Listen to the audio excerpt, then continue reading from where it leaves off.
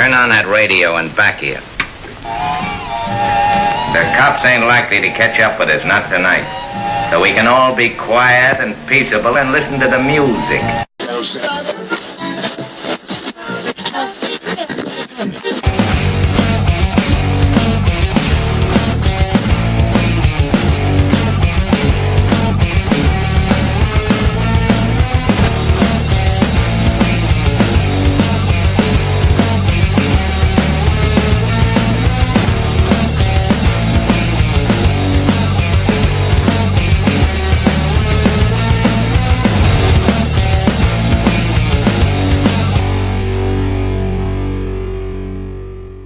This episode of Auto Dealer Live is brought to you by TrueCar.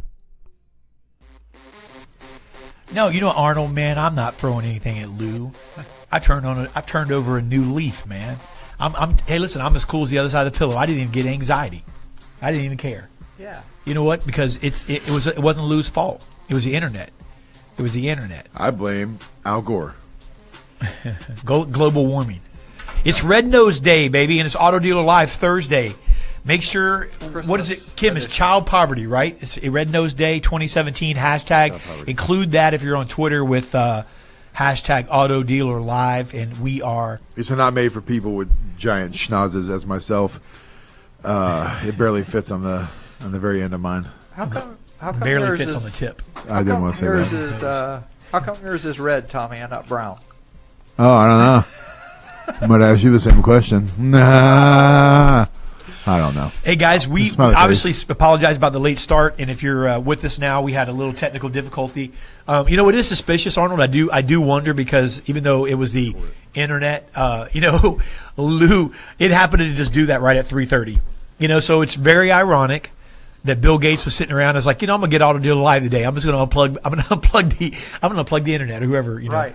You know what I'm saying? Okay. I'm taking this off. Yeah, I got to take the nose off. All right, man. It's Auto Dealer Live Day, and we've got a great show today. We got some breaking news, man. That's what the show's about today. And we're going to shorten our monologue today because we were 10 minutes late. We're only going to talk for another 60 seconds or so, and then we're going to bring our panel on.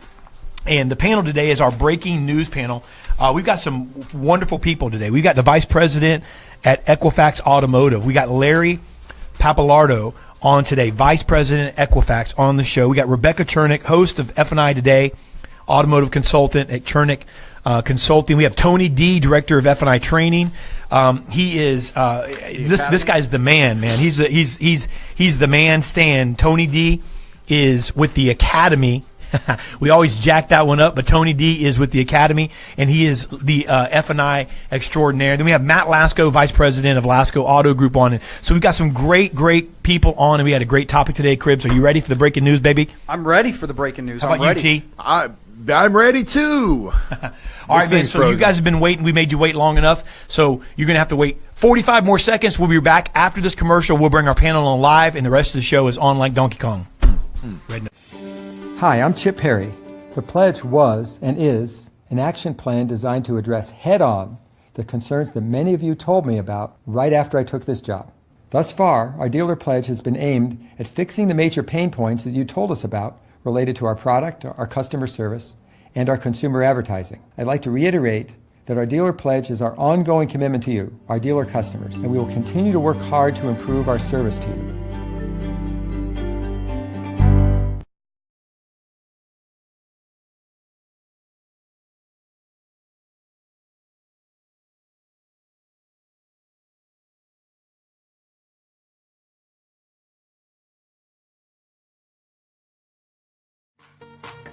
All right, we're back. We're going to jump right into our breaking news. A news alert.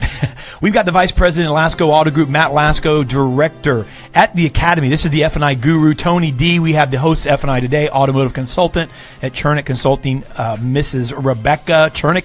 And we have the Vice President, VP of Equifax Automotive, Larry Papalardo. And guys, thank you so much for joining us for our breaking news panel. Hope you guys are having a great day. Thanks for bearing with us. And we're going to jump right into the questions, man. We're going to get into this news, DC. Yeah, I want to thank everyone for coming on, and we're going to just jump right into it since we had a delay. It's no secret, most of us, well, all of the panelists and probably most of our viewing audience was a part of this business going back, Dave, 8, 9, 10, 11 years ago, 07, 08, 09, when we, kind of hit that bubble in the subprime market. The housing crash, the cars crashed, there were tumbleweeds rolling through the showroom because of what happened. And the question is, are we headed back there now? And we the reason we did this breaking news because we're basing it on an article that just came out from Zero Hedge, and it basically exposed the fact that Santander, the largest subprime financer in the marketplace, just discovered that 92%, that's a lot. 92% of their loans went unverified when it came to income. And the question is, lots of financial experts out there are saying that we're heading back to that place where we're going to have that bubble, that breakdown. Things are going to kind of, come out. So I want to go to our panelists. Let's go to Rebecca Chernick. And Rebecca, what do you think? I mean, are we headed back to the same place? Are we in a dangerous area now that the lending has loosened up so much again?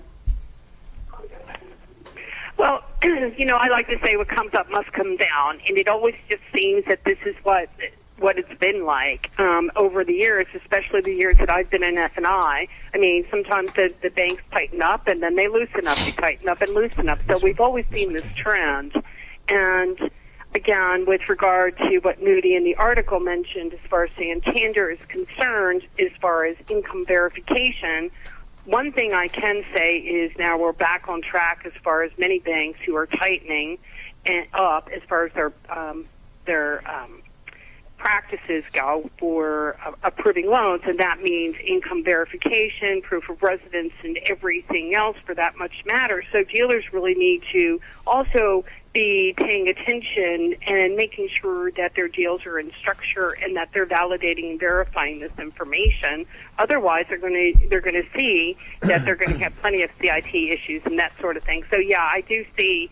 Again, the trend is definitely tightening up, and that's just not what just Santander, but many of the banks nationwide. Yeah, let me go to Matt Lasko real quick. As a dealer and owner, when it comes to subprime loans and providing those stipulations to your lenders, where does your responsibility really end? If you get the the printout, the pay stub, is that all that you need to turn in with that deal, or is there further responsibility on the dealer part? Well, I think there's a couple of things here, and I'll touch on this real quick because I think it's an important fact. Just so everybody's clear here, whether a bank asks for proof of income or not, if someone within a car deal inflates income, whether they're allowing a customer to do so or they're letting their staff do so, you're still creating bank fraud. So just because Santander doesn't want to pay stub doesn't mean it's okay to put $5,000 a month income in for a guy that makes $1,400. And what I'll tell you is Santander's smart. They just come back later, audit you, and make you buy back contracts. So the people that win is that desk manager that got his big bonus and the salesperson that got big commission, and the dealer is the one that's buying back and paying for losses for years to come. My issue I have with that particular lender is our government is allowing them to get away with putting them into vehicles that they are not able to pay for. And one of the biggest things with compliance is putting people into a loan they can afford. So until the government forces them not to be allowed to do no payment or no income loans, we're going to have opportunity for a bubble. The big bubble that's coming, they did all these loans and they're willing to write all these loans, but that was when a used car market was holding the losses. Now the losses are going to not just go up by a little bit, they're going to increase by 30 and 40%. So the lenders are going to come back and they're going to beat up their dealers and they're going to say options weren't on cars. They're going to ask for checks. They're going to try to make them buy back contracts.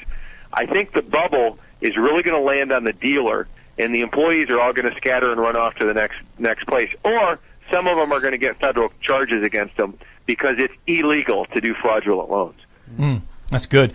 Let's go to Larry. Larry, I know that you were on the lending side, as well in your past. I know you just did, if I'm not mistaken, Larry, or someone from your organization did an interview with Bloomberg on this subject. So I want you to kind of weigh in on this, if you would. You're vice president of Equifax Automotive now. I mean, we're listening to what Matt as a dealer has said, and then of course Rebecca, as a F&I trainer and consultant.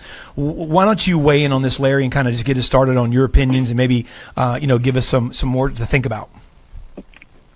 Yeah, it's definitely changed. I mean, from my years of Wells Fargo, and the relationship that the dealer has with the bank is important. Obviously for getting their contracts funded, but it's changed.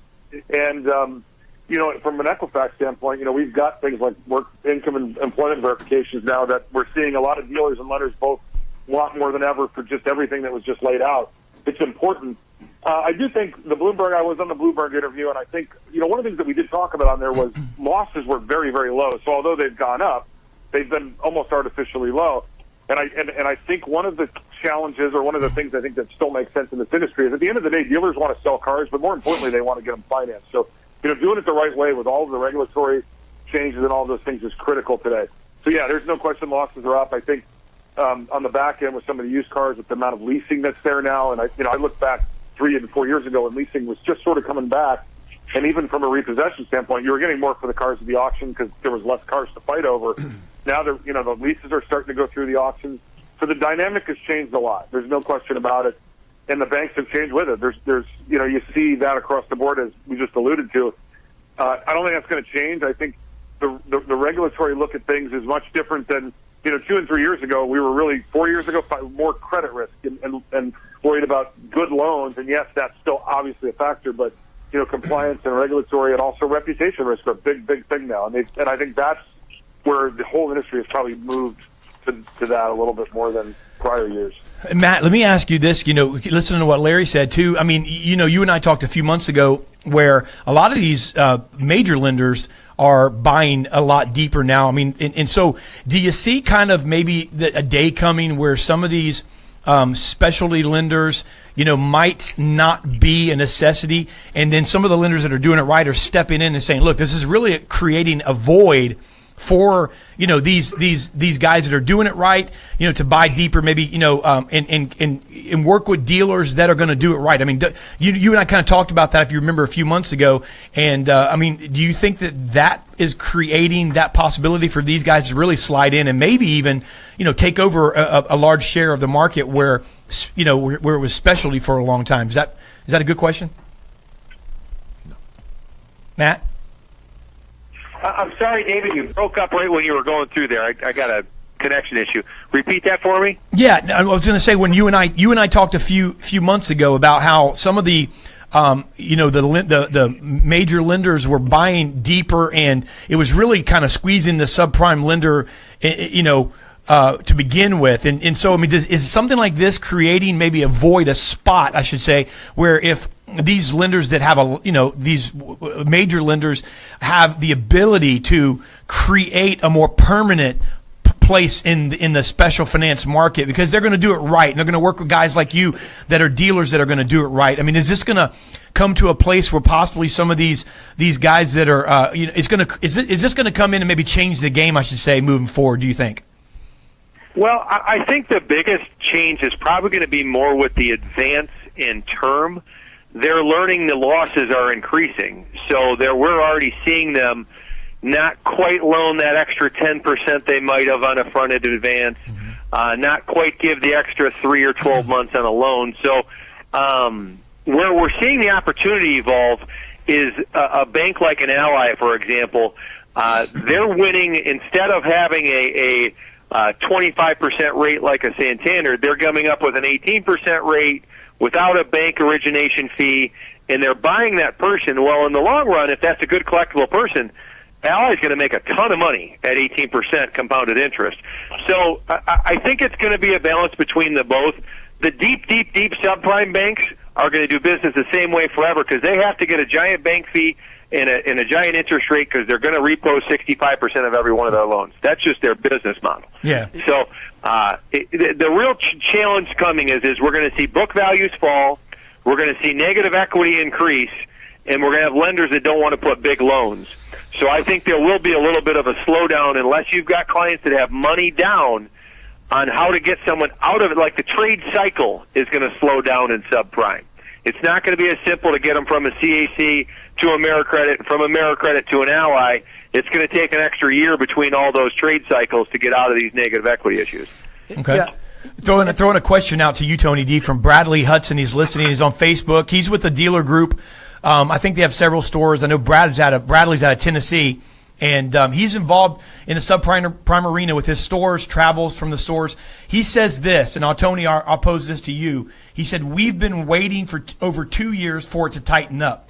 He said, how soon do you think it will really start to tighten up, and by how much? He said, I'm seeing people leaving my dealership who are getting bought with mid-500s. Tony D, you want to weigh in on that? Well, you say that the lenders tighten up. Becky hit it spot on. There's an ebb and a flow with the finance companies, and they'll buy deep, and then they'll go shallow, and they'll buy deep. One of the big issues that nobody is addressing here, and we can go back to NADA 2, if not 3 years ago, they completely talked about the used car bubble that we're about to hit. And like I believe it was Matt just brought up, is used car values are going to be going down. We have a lot of off-lease things that are hitting right now that are rolling through the auction. It's driving down the used car values. And like Matt or Larry brought up specifically, they're going to start paying a little bit closer attention to the LTVs and the advances that they're going to be doing. And this really goes back into each and every business manager and dealership and sales managers also need to start paying very close attention to the buying guidelines from each and every one of the finance companies.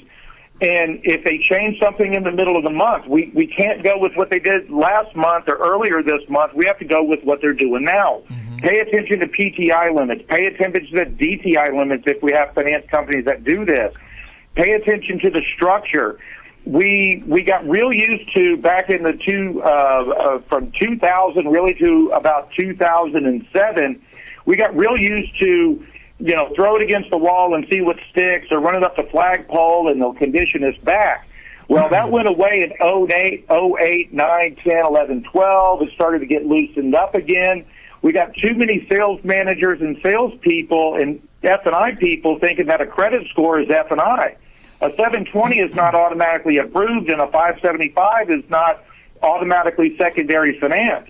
Work with your finance companies and understand the buying guidelines, understand the structure, and more importantly, understand the appetite that they have for vehicles. I'm working currently with a large national finance company. We're doing some F&I schools for them, some custom one-off pieces for them.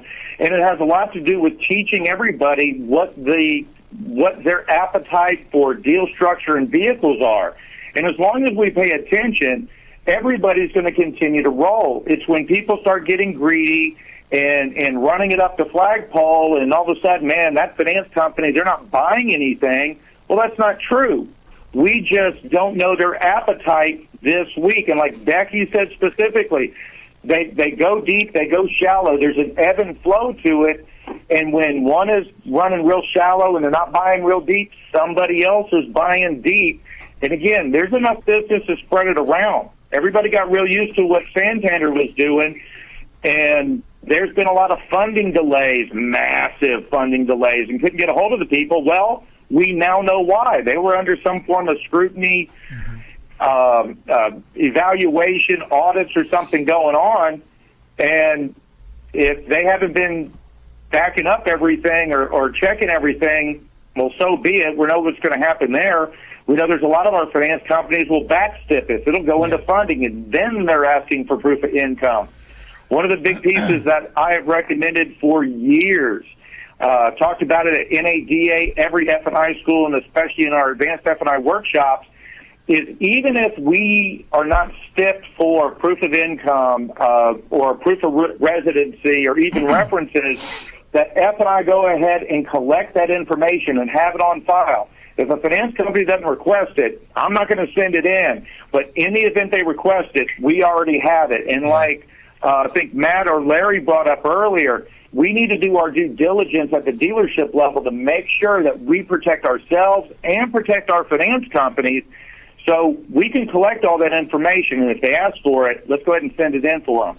Okay. Yeah. Thank you, Tony. Thank you, Tony. Got some social media commentary going on. Kevin Campbell said, one, he celebrates the mid-500s. He also said deep subprime equals extra key with funding pack, smiley faces and laughy faces. Keep going down, Kim. We had Murphy Langston said, it's all about your inventory. If you've got subprime inventory, you've got subprime buyers. Christopher Ward, how do you suggest, this will be a question we'll pose to Rebecca, how do you suggest keeping sales teams sharp on various subprime programs monthly? And he said more sales roundtables. What do you think about that, Rebecca? Rebecca, are you still with us? I think I understand your question. Yeah, your question. He gave a bunch of I'll say it comments again. first, Yeah, I'll say it again. It's how do you suggest keeping sales teams sharp on various subprime programs monthly? Well, you know what? Here's the thing, and you couldn't make a more valid point. And thank you so much, Tony, and I appreciate your feedback.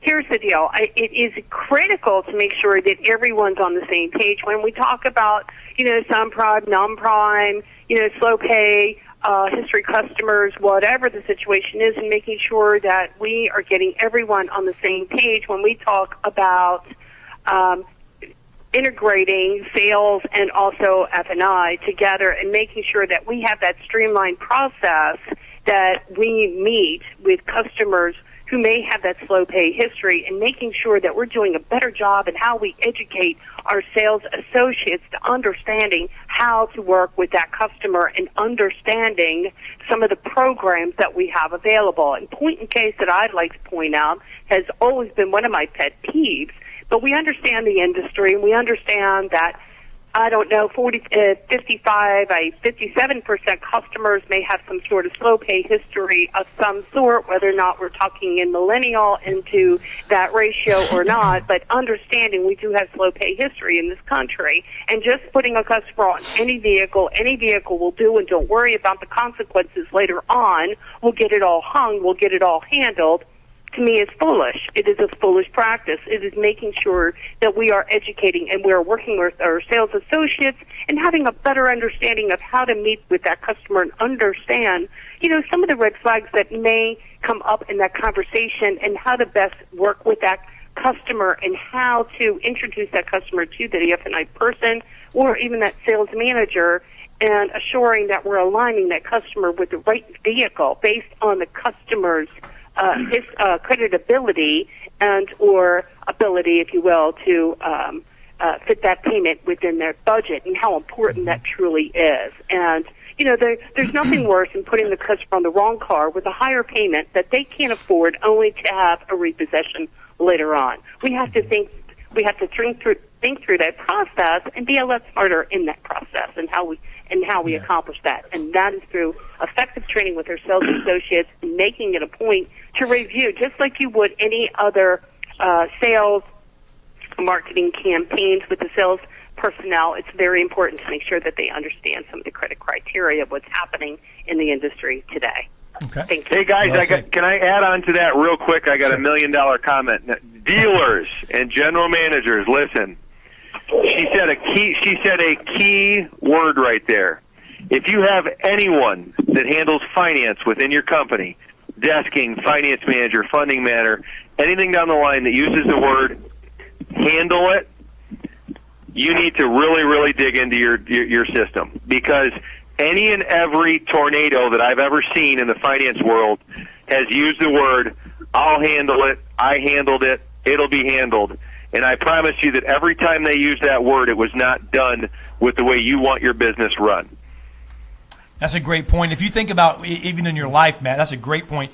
That when you use that, typically it's to brush off someone, and basically not discuss it, and kind of just brush it to the side, like, hey, it was handled. I mean, I think that I think Goodfellas, the movie Goodfellas, might have been the first time I heard that. Yeah, I handled it. Yeah, I handled that. Hey, where's it? What happened to Johnny? Did you take care of that thing? Which thing? The first thing or the second thing? I took care of the thing. Yeah, I handled it. You know what I'm saying? Like, I got a shovel and hit him over the head and put him in the trunk. You know what I mean? That's how you handled it. So, great point there, Matt. But going back to the question that was asked to Rebecca too, though, because you're as a GM and I know Dave's got a question. We'll bring Larry back in as well. But as an owner and a general manager, Christopher asked, how do you keep sales teams sharp? This is the guy who's in sales saying, how do I keep sharp on the various subprimes out there monthly? And then the second part of his question was, do I do more sales roundtables? So this is a guy saying, how do I get in? And then, then Kevin Campbell do you have said, any, what's your... Well, we asked. Well, Kevin Campbell said. He said,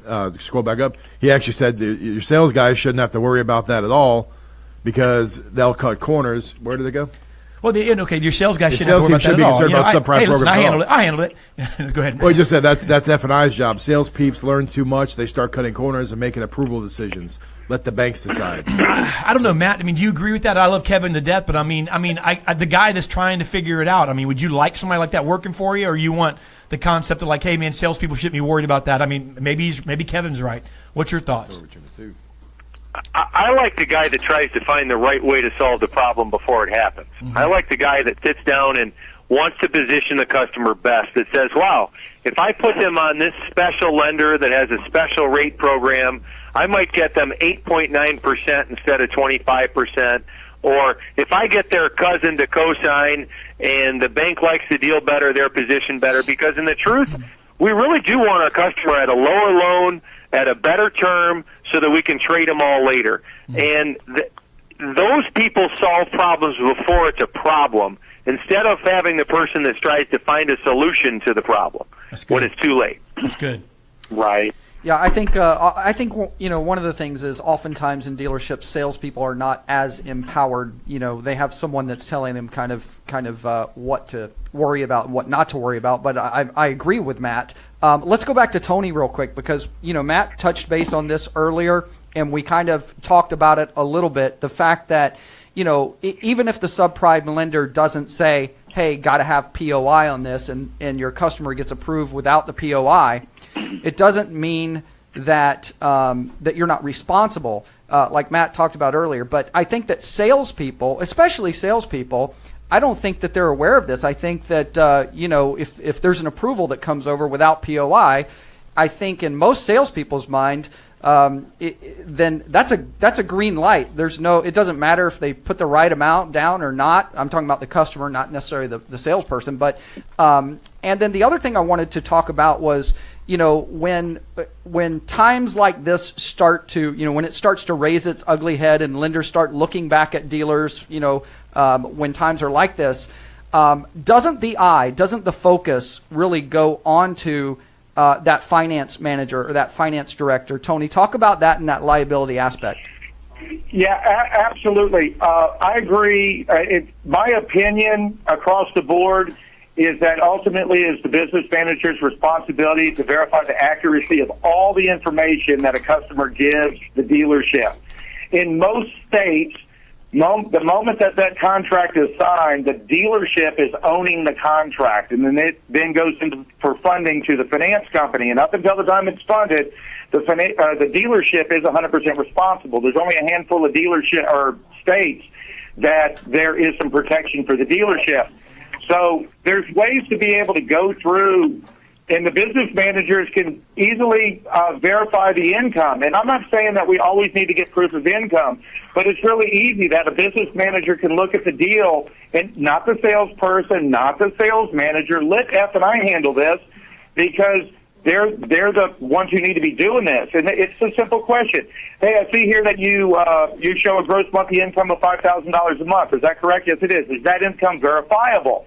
And we can just look at the customer.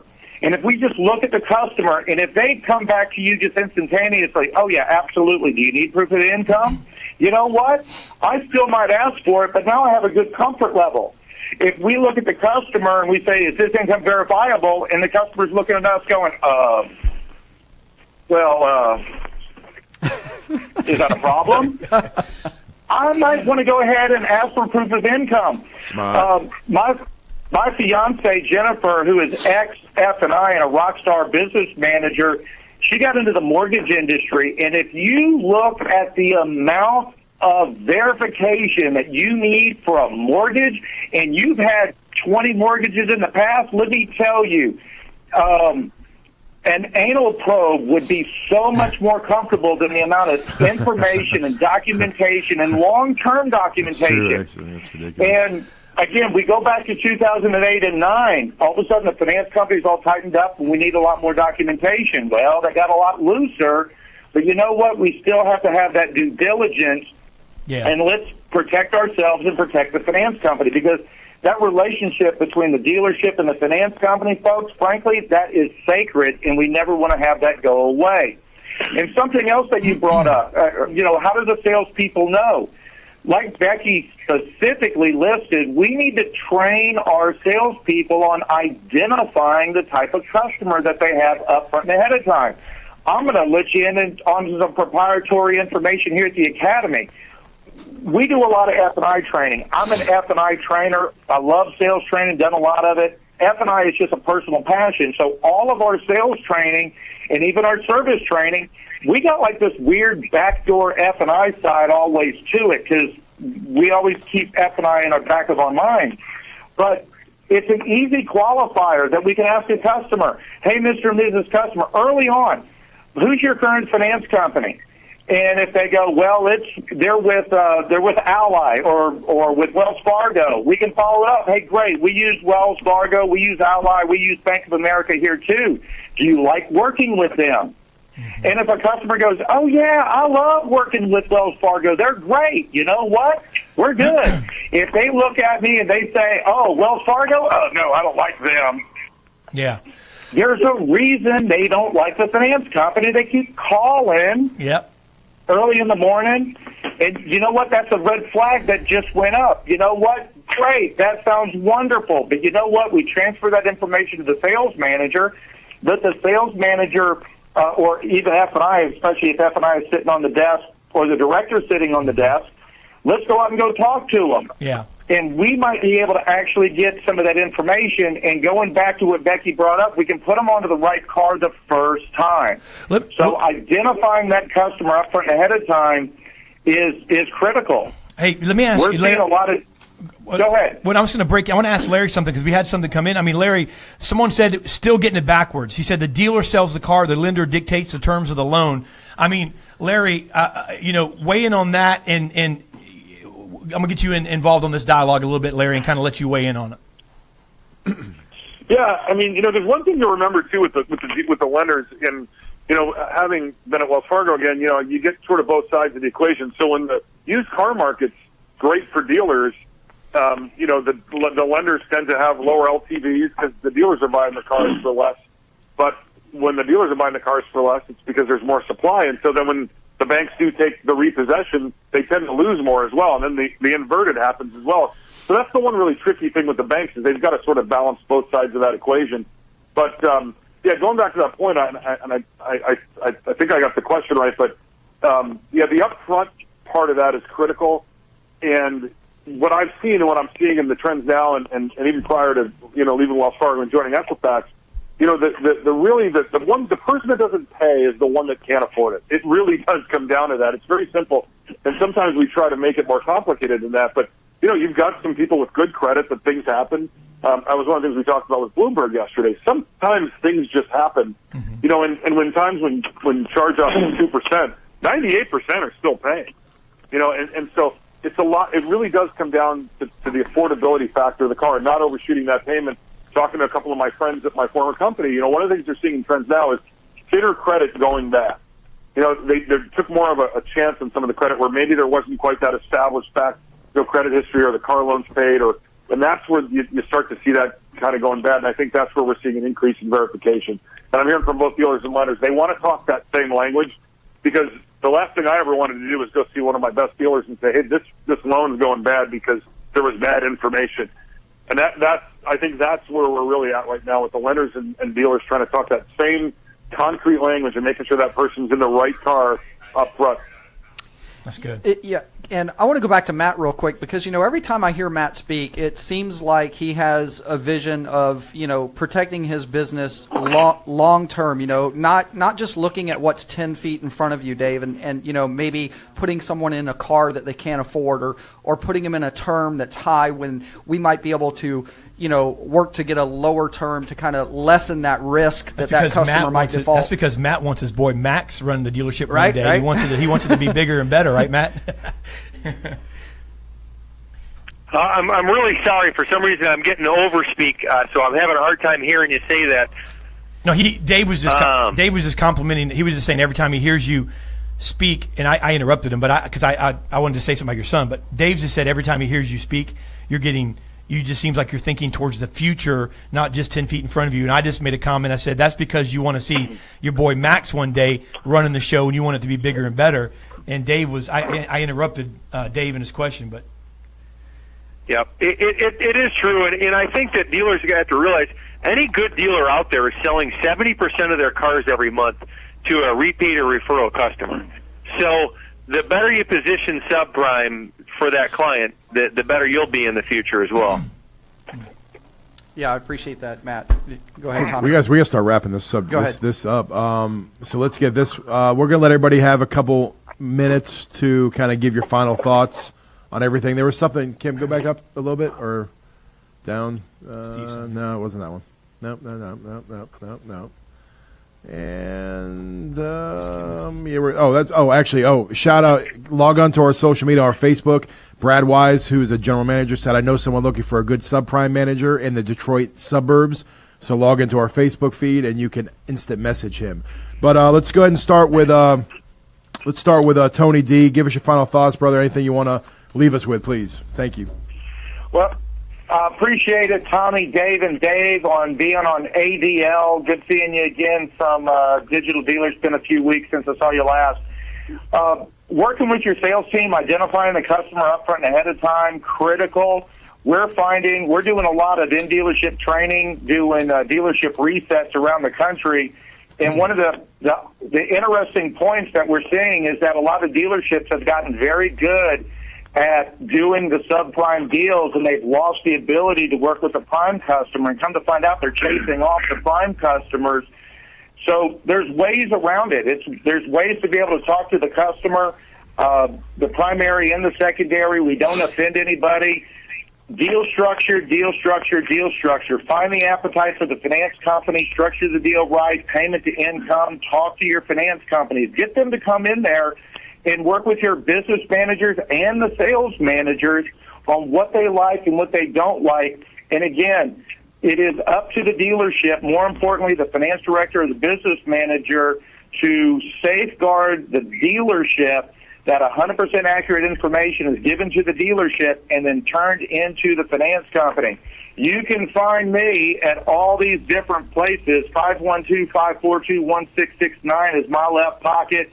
Follow us on Facebook. You can follow me, Tony D, on Facebook. We always put up original content. Love my buddies over there at ADL. Appreciate the opportunity, and always a pleasure, Matt, Larry, and always Becky. Good seeing you again. All right, thank you very much, Tony. And we're going to get to Arnold's comments at the end here. Arnold's about to blow a gasket trying to say whatever he's saying, but we'll get him. But we're going to let Becky give her a couple of last couple of minute thoughts here.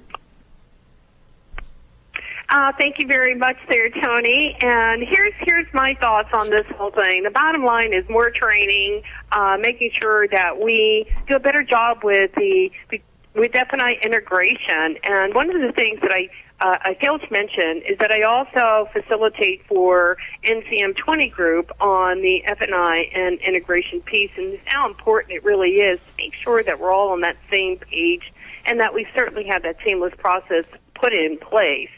And also as well is the F&I people have got to be trained on this deal structure and how to work with banks. And frankly, throwing F&I people into an F&I box and say have at it is just foolish today. We must do a better job in training our F&I people on how to deal structure, how to work with our banks, and the importance of developing a very strong relationship with our banks. And that, instead of shotgunning deals to whoever which bank we can, we need to have a better way to go in developing that relationship and why that relationship benefits the dealership as a whole. So those are the things that I really feel like we need to, just take a better look at, making sure that we have that in place. And again, thank you. It's a pleasure to be here on the ADL show with you guys. Thank you very Appreciate much. it Thank very you much. so much, Rebecca. And let's go to Larry. Larry, thank you so much for being with us. Larry Papalardo, hopefully I said that right, VP at Equifax Automotive. If you can give us your closing remarks, Larry. Yeah, it's said perfectly, actually. You know, I think we've talked a lot about this, and I think the interaction and the partnership with the lenders and the dealers is really more important than ever.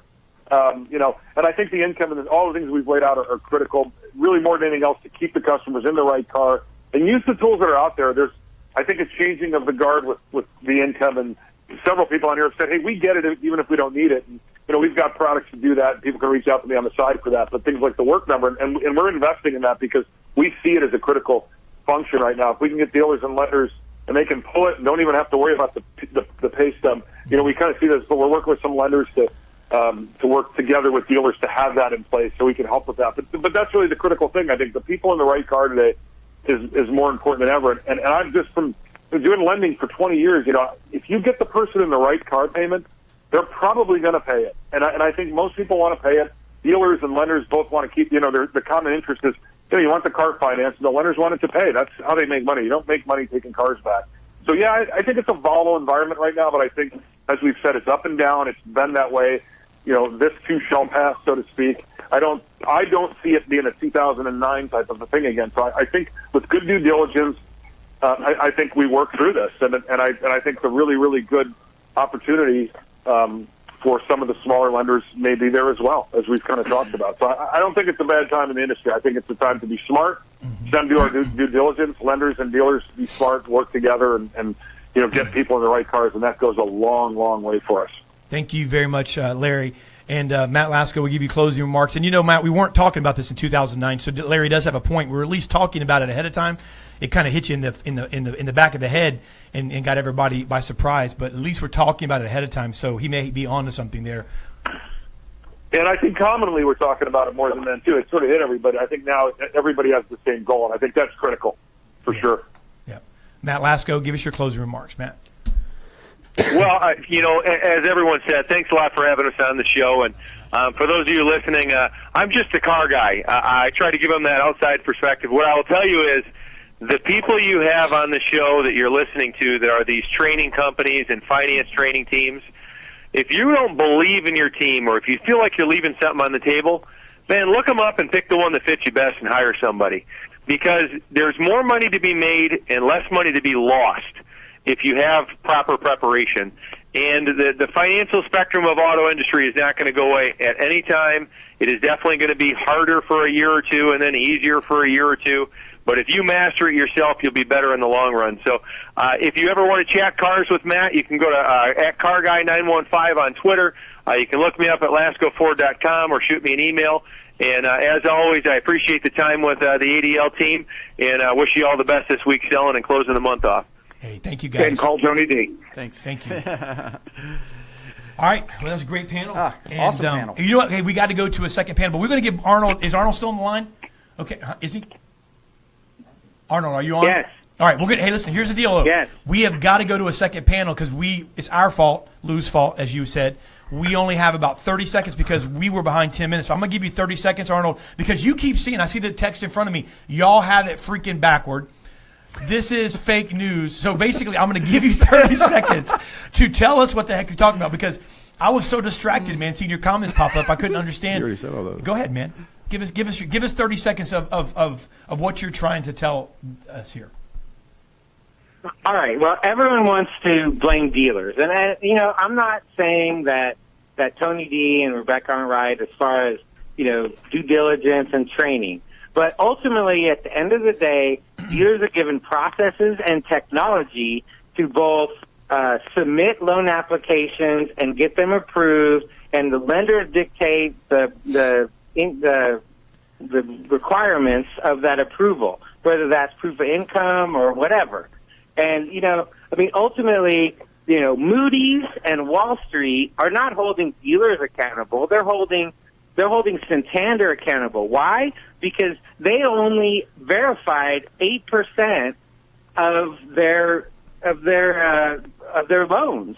Whereas, like if you look at a contrast, you look at auto credit, and they verified 64% of their loans. So whose responsibility is it? I'm not saying that, if you get this weird feeling that, hey, someone's lying in the F&I box about their income, that you shouldn't, the red flag shouldn't go up. I'm just saying that, Santander was so deficient that, they packaged all these loans into a billion with a B. $1 billion of bonds. Arnold, our 30 seconds is way over. Our 30 seconds is way over. Okay. Our 30 seconds is way over. Your point taken. Absolutely, but great point. At the end of the day, the dealers, we do have a responsibility. We are partnered with the lenders, and they will hold us accountable as well, though. So let's go to. We lost our. All right, Arnold, thank you very much, man. You so We're much. going to let you listen time, on Facebook. You guys heard Arnold weigh in on the comments like that. I mean, whatever you guys think back and forth. But DC's right. You didn't lose me. You just cut me off. Stop it. We got to go. We got to roll. We got to go, Arnold. Stop it. This is network television, man. All of a sudden, we're going to. The next show is going to start in just a minute. I'm just kidding. Oh, so we have a second panel coming on. Next is the Unplugged panel. We're going to go to commercial and be right back with Auto Dealer Live.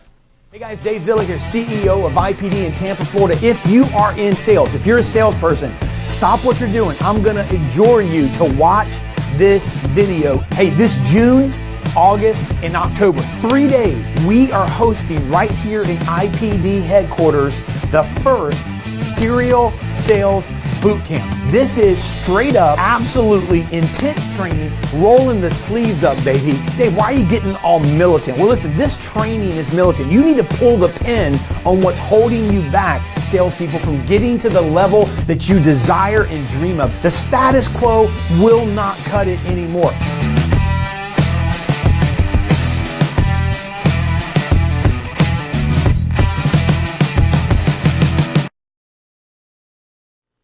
All right, we're back. We're going to jump right into our next panel. We got the Unplugged panel. This is going to be a short panel here, but it's really, really cool. We've got two people on that I think you're going to get a kick out of. And it's changing. I mean, this is like we're driving like 85 miles an hour, right, in a 911, and then all of a sudden we just drop that bad boy into first gear. Transmission, poof, pops onto the ground. You know what I'm saying? So, hey, but we're going to jump into Unplugged panel. We're going to roll into some separate discussion altogether. We have got Bruce Bishop, GSM at Tesla of San Diego. Come on, Teslas are cool. Teslas are as cool as the other side of the pillow, man. Oh, they are, man. You will not experience. I've got like 460 horsepower in my 7 Series, right? And then my wife's got SRT. I mean, this thing will throw you. But this Tesla, my dad and I drove last year. It will throw you into the seat, and don't you feel a little cheated though when you buy the SRT8 package and you hear that rumble and you get in the Tesla and it can outrun you? Well, no, Tesla though, man, is like it's smooth. It's like it throws you in the back. It's like a golf cart that's going faster than your V8. It's like an assassin coming up and stabbing you in the kidney with like a pin. You know what I mean? Like it kills you slowly. So Bruce Bishop, GSM of Tesla San Diego, and we have Charles Cannon, great friend of the show, new car sales director at BMW of West Houston. I think two gentlemen that would know a little bit about what we're talking about in this short panel, but also important Unplugged panel. DC, why don't you jump into this, man? Yeah, let's go to Bruce right off the bat with Tesla. And Bruce, man, first of all, Tesla's just killing it. You guys have a laundry list, a waiting list, if you will, for the new model that's coming out. Where is? And I just heard recently that he's building one right now. Yeah, he's building one. I heard recently that we've got about 10 more years of gas-powered cars. I don't know how progressive that forecast was, but Bruce, tell us what's going on in the electric world. Where's Tesla headed? And what are your thoughts on how much longer before everyone's driving an electric car? Yeah, thank you guys. It's really exciting to be on the show. I appreciate your asking me. It has been a really exciting time for the company. They have seen some massive expansion in a very short period of time. The plan has always been to eventually produce a car that is a little more affordable, and that's exactly what the Model 3 is designed to do. Be a little bit more attainable, and that will bring in a much larger market. Tesla has plans to be producing 500,000 cars a year at some point here within the next couple of years with the new construction of our Gigafactory In Nevada, it's about 14 million square feet when you include all the multiple levels. So absolutely enormous expansion plans. And, Gigafactory. It's one of those things that, Awesome. and I'll just kind of state the mission. The company's, mission is to accelerate the world's transition to sustainable energy. And a big part of that is obviously transportation. So by producing a more affordable car that most people can kind of reach financially, that's a big part of the business model going forward. So, I can't really say exactly when the whole world will be driving electric. I know it's a matter of when and not really if. Well, see, you hit it on the head, though, Bruce, because, and Charles, I'll go to you, too, and both of you guys, because if you notice one thing that you guys have in common, you're at a specialized Highline, dealership. And Charles, obviously you got the BMW i3, but I mean, the thing looks like a rocket, it glows in the dark. And it's not like, what are these? I guess the key is, Dave, it seems like the vehicles that are making it, right, in this electric world are like the ones that most people can't afford, right? Yeah. So Charles, isn't that really the key? I mean, if we're going to go this direction, we've got to do something to get, more, affordable vehicles that, regular folks can afford, across the line. I mean, that's what it's really about, and not just make it a cool toy. Because, I mean, the Teslas are cool. I mean, they're freaking awesome. And so, Charles, what do you say about that? I mean, do you see this? What are sales like, with the i3 at your store? I mean, what, are they easy vehicles to move? Why not? What's your thoughts? Charles, you with us?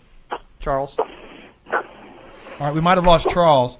So, Bruce, I mean, do you want to take a shot at that? I mean, you mentioned going into. I'm back. Okay, Charles, I'm not sure if you heard my question, but I mean, what are the I was mentioning, crossing that threshold from this Highline vehicle that someone would get, as a toy, they can afford it, but crossing over, if the Unplugged industry is going to ever make, right, this big push, it's got to be affordable, correct? And then the vehicles that were, quote, affordable, kind of didn't really do to. I mean, I'm thinking like the Volt, things of that nature that kind of sputtered a little bit. What's your thoughts, Charles, with crossing that threshold into more, more of the population being able to afford? David Connolly said. Well, I think I can't speak for all manufacturers, but BMW is doing it on two fronts. One, also they have a fully electric vehicle in the i3, and they have the hybrid car in the i8, and their plan is to have either a fully electric or electric hybrid version of every model in their lineup within the next few years. BMW's all in because they see the future, and they know that is the way to go. Now what they're doing to make it affordable, obviously they're doing certain incentives and credits and stuff, and to where it works out to where the payment is very similar to a gas version of the same vehicle. And so we figure by doing that, it'll eliminate that one excuse for some customers. And then by having a hybrid version of our models, you could still, people don't have that range anxiety. They can still drive the car like they would normally, but they have a chance to plug it in at home or in public stations when they need to. And it to me is just a step towards having a fully electric car. Okay. But yeah, we're, as a manufacturer, I can say BMW's all in on electrification of vehicles. What about that? Let me ask you this, Bruce. What about someone just made a comment on Facebook? This is America. We like to drive. So you have this. I mean, like Dave said. I mean, when you get into the SRT, when you get into an M BMW, Charles. I mean, come on. There's something about the sound still, the feel, right? I mean, you got to admit there's something there. So are the drivers just going away? I mean, Steve Stauning said, his opinion here, people won't be driving electric cars en masse without $5 a gallon gas. He said, that said, we'll eventually all be riding in electric cars via some version of an autonomous Uber.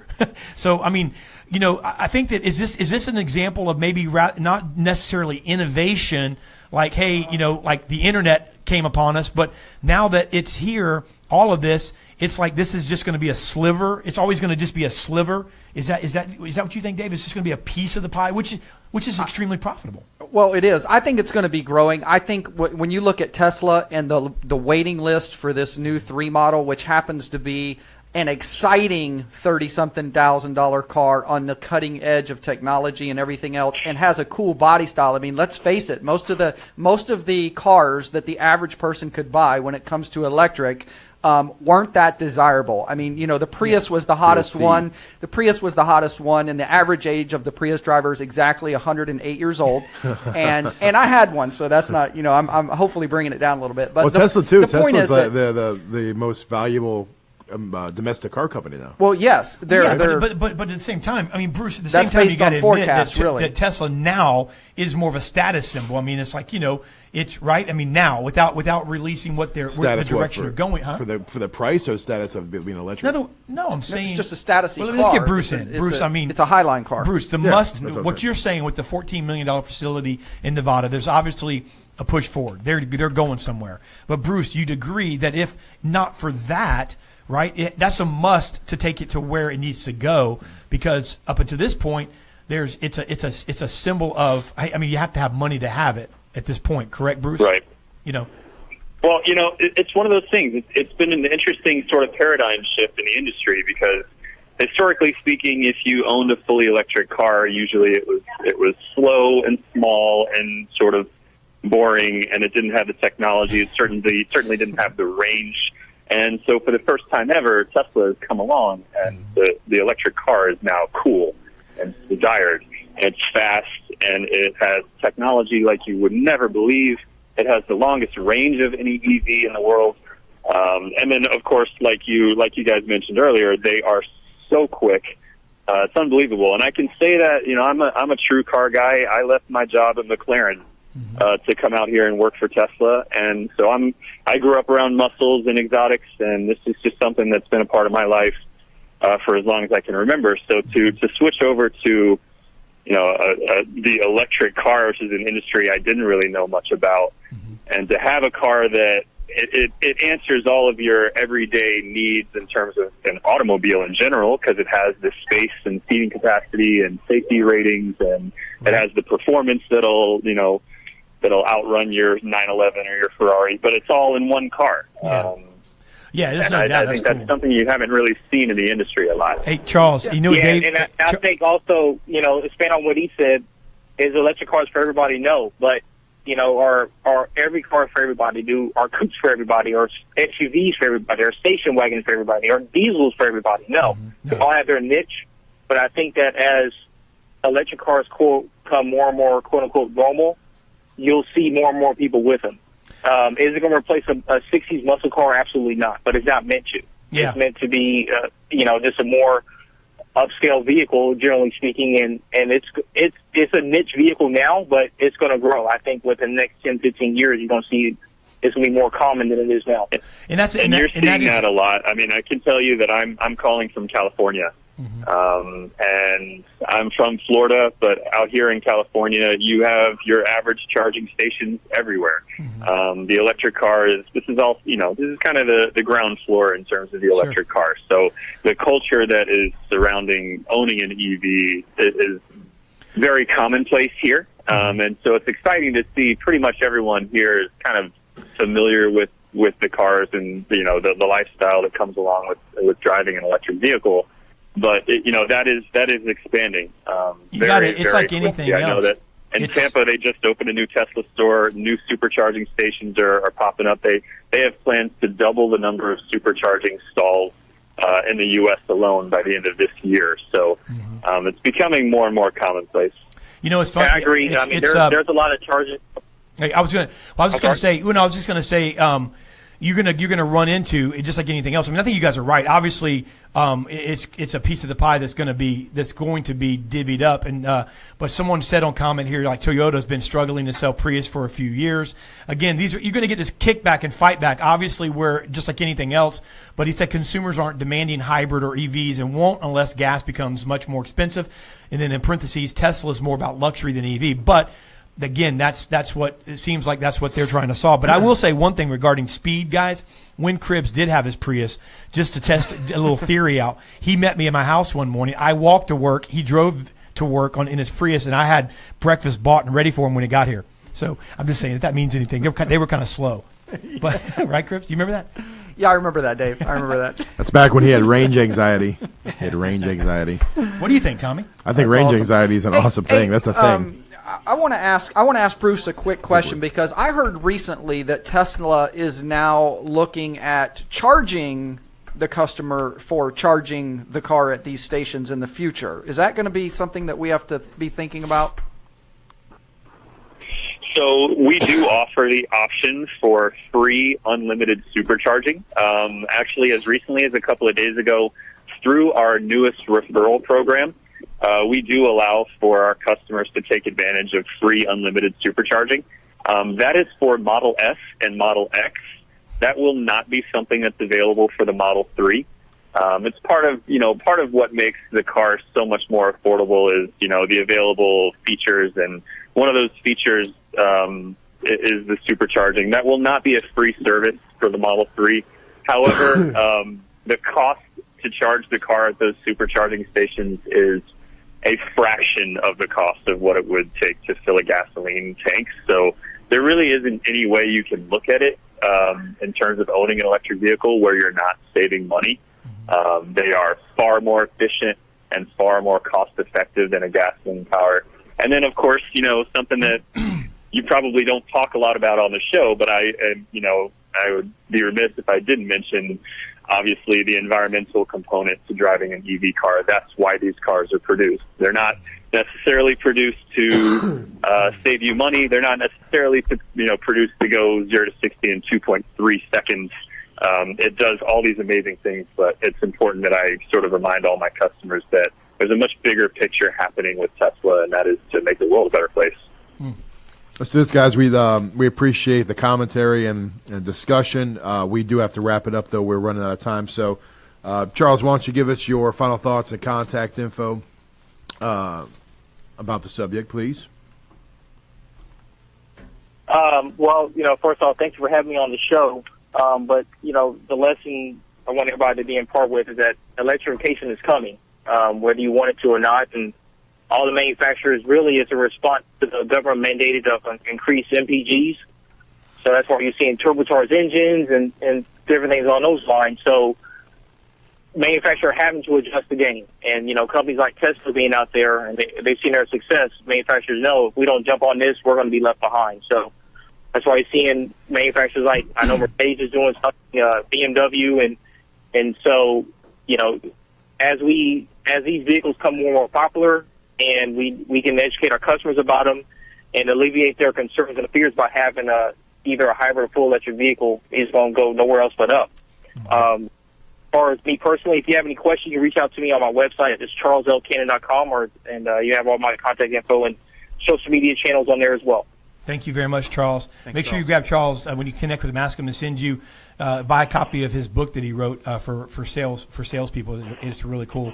It's a very short read, but a very good one. All right, Bruce Bishop, man, thank you so much for being with us. GSM at Tesla San Diego, and leave us with our listeners with something that they can take away when it comes to electric and where we're headed, and just maybe something you'd like to leave with our listeners as parting words.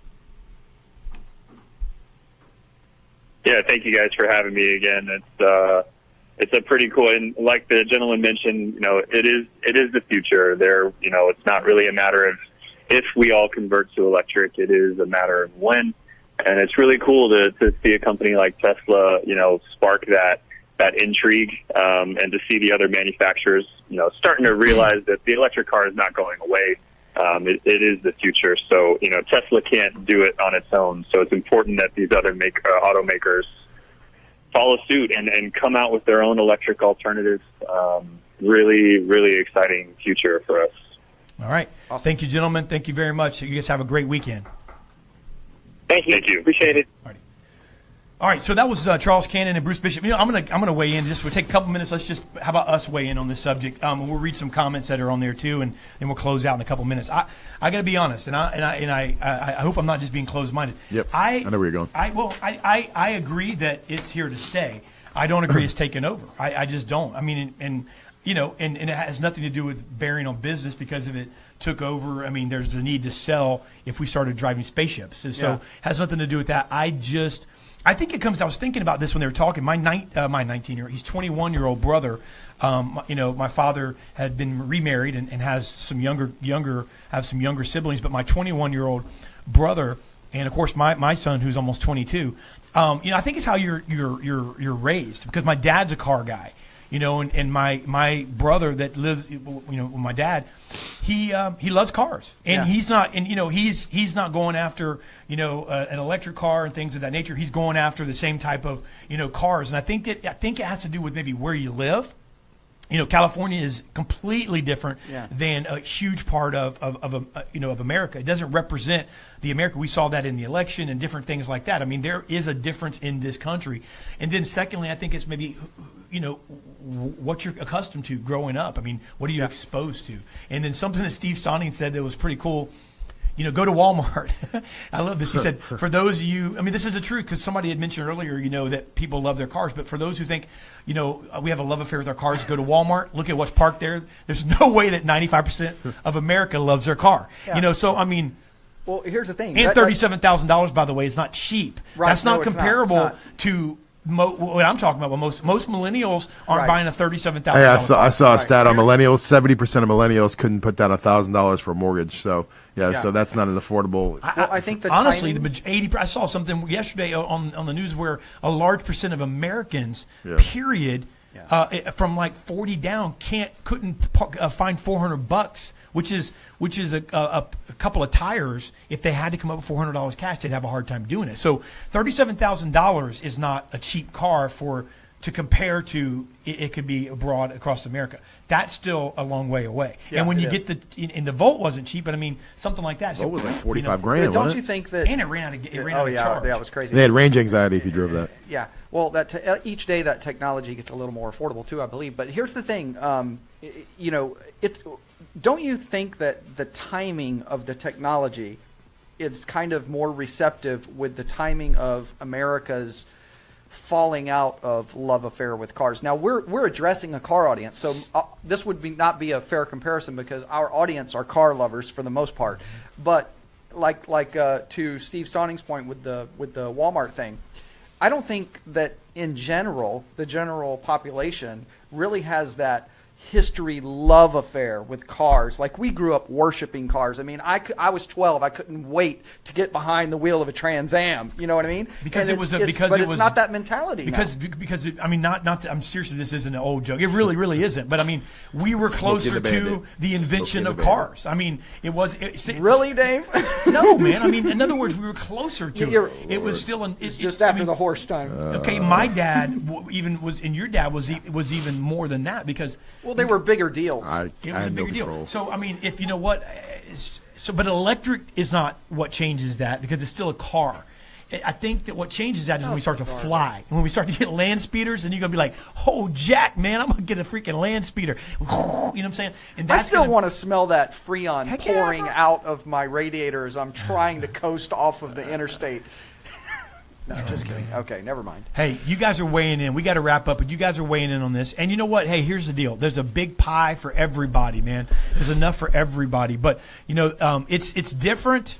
I will say this. It's different than it's innovation is not a different kind of car. I don't think it is form of innovation, but that's not the innovation that goes.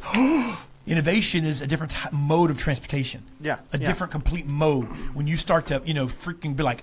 Teleport. You know what I mean? Right. You'd be like, holy crap, teleporting. Steve Stoney apparently was paid to say autonomous today. When you're being Ubered by drone, it's still a car, but you're right. It's kind of cool. I mean, but you know and what? I'll tell That's you, just a limousine without a person. Hey, there ain't it ain't happening. Ain't autonomous thing with no drivers. That ain't happening. Not America, baby. Look, it doesn't matter. That's a limo. No, it ain't. You know what? How cool? Why is that cool? It's just a limo without a driver. Mark my words. It's still being driven. I like to drive. Mark my words. There will be a day when our kids or grandkids look back.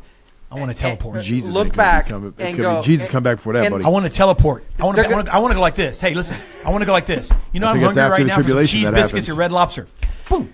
They're going to look back. Biscuits, they're going to look back, teleport. And they're going to say, "You mean that people could actually get in a car behind the wheel and just do it themselves, and then you play that rascal, and kill each other? Then you playing that Rascal Flatts song, "Fast Cars and Freedom," baby. And they still got on the Fast road Cars and Freedom. Everybody was dying.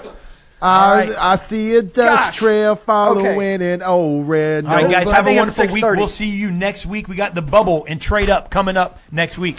Sorry for going over. See you. God bless y'all. Peace.